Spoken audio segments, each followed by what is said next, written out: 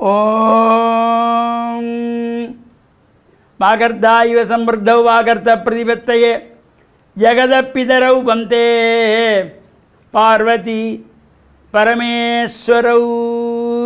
ஓம் நமச்சிவாய. மேன்மைகள் சைவ நீதி விளங்குக உலகமெல்லாம். நோயற்ற வாழ்வே குறைவற்ற செல்வம். அந்த நோய் நொடி இல்லாத வாழ்வு இந்த உலக மக்கள் எல்லோரும் வாழ வேண்டும் என்று கலியுகத்தின் காந்தமலை ஜோதியாகிய சபரிமலை சுவாமி ஐயப்பனுடைய திருப்படிகளை சிறந்தாழ்த்தி டான் தமிழொலி ஓம் தொலைக்காட்சி நேயர்கள் அனைவருக்கும் சர்வதேச இந்து மத குறிப்பீடம் அகில இலங்கை சபரிமலை ஸ்ரீ சாஸ்தாபுரத்தின் சார்பில் இனிய வணக்கங்களும் நல்லாசிகளும்.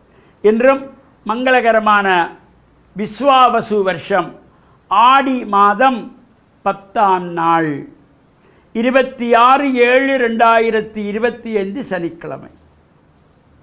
இன்று மலர்ந்திருக்கின்ற இன்றைய பொழுதும் நம் எல்லோருடைய வாழ்விலும் எல்லா விதமான சிறப்புகளும் வெற்றிகளும் கிடைக்க வேண்டும் என்று இறைவனை பிரார்த்தித்து இஷ்ட தெய்வம் குலதெய்வங்களை வழிபாடு செய்து பெற்றோர்கள் பெரியோர்கள் குருவானவர்கள் ஆசிரியர்களையும் வணங்கியவருடைய அன்பையும் ஆசியையும் பெறுகின்ற பொழுது எந்த நாளுமே நமக்கு நல்ல நாளாக அமையக்கூடியது. இன்று மந்தவாரம் என்கின்ற சனிக்கிழமை. பொதுவாக இந்த சனிக்கிழமையிலே மறந்தும் எந்த சுபகாரியங்களும் செய்யக்கூடாது. கல்யாண வீடு செய்யவே படாது. கிரகப்பிரவேசம் புதுமனைப்பு கூட செய்யக்கூடாது.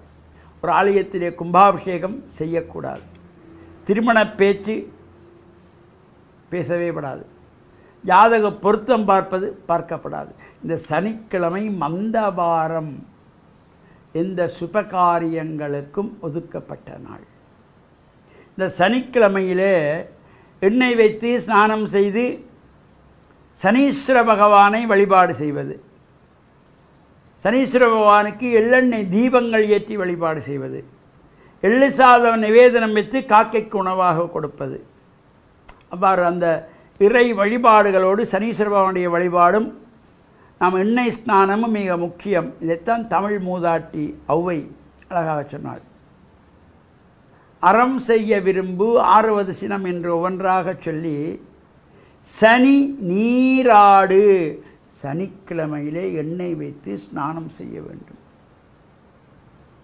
அதேபோல் சபரிமலை ஐயப்ப சுவாமியினுடைய பூஜைகள் வழிபாடுகள், விஷ்ணுனுடைய ஆலயங்களில் விசேஷ பூஜை வழிபாடுகள், சனீஸ்வர பகவானுடைய வழிபாடுகள், இவ்வாறான சிறப்புகளோடு கூடியதாக இந்த பிரார்த்தனைகளை செய்ய வேண்டும். அவ்வாறு இந்த ஆடி மாதத்திலே வருகின்ற செவ்வாய்க்கிழமை வெள்ளிக்கிழமை ஒரு தனித்துவமான சிறப்பு. யார் யாருக்கெல்லாம் விரதம் இருந்து அந்த வழிபாடுகளில் கலந்து கொள்ள கிடைக்கிறதோ அவர்களெல்லாம் பாக்கியசாலிகள். நமக்கு தொடர்ச்சியாக முடியாவிட்டாலும் ஏதோ இந்த ஆடி மாதத்தில் வருகின்ற ஒரு செவ்வாய்க்கிழமை அல்லது ஒரு வெள்ளிக்கிழமை விரதம் இருந்து அம்பாளுக்கு அபிஷேகத்துக்கு பால் இளநீர் பன்னீர் கொண்டு சென்று கொடுத்து அபிஷேகம் செய்கின்ற பொழுது எல்லா விதமான நன்மைகளும் சிறப்புகளும் இறை அருள் நமக்கு பூர்ணமாக கிடைக்கின்ற வகையிலே அமையக்கூடியது. இன்று ஆடி மாதம் 10ஆவது நாள். 18ஆவது நாள் ஒரு சிறப்பான நாள். அன்று அந்த காவிரி பெருக்கெடுப்பது சொல்வார்கள், ஆடிப்பெருக்கு. அதனால் இந்த ஆற்றங்கரையிலோ குளத்தங்கரையிலோ சென்று துப்புரவு செய்து கோலமிட்டு வாழை இலை போட்டு 5 வகையான சாதங்கள் அங்கே படைக்கப்பட்டு காதோலை கருகுமணி இவையெல்லாம் அங்கே ஆற்றிலே விடப்பட்டு பட்டுகள் பூமாலைகள் பூக்கள் தூவி வழிபாடு செய்து தீப ஆராதனை செய்து கொள்வார்கள். இவ்வாறு சிறப்போடு கூடியது. இந்த பொதுவாகவே இந்த ஆடி மாதத்திலே புதிதாக திருமணமான தம்பதிகளை பெண்ணை ஆடிக்கு அழைப்பது என்று அந்த பெண் வீட்டுக்காரர் மாப்பிள்ளை வீட்டிலிருந்து பொண்ணை கொண்டு வந்து வச்சிருப்பார்கள். இது முன்னைய காலத்திலே ஒரு சிறப்போடு கூடியது. ஒவ்வொன்றுக்கும் முன்னே அவர்கள் மூதாதையர்கள் நமக்கு வழிகாட்டிய ஒவ்வொன்றும் தத்துவார்த்தமுடையது.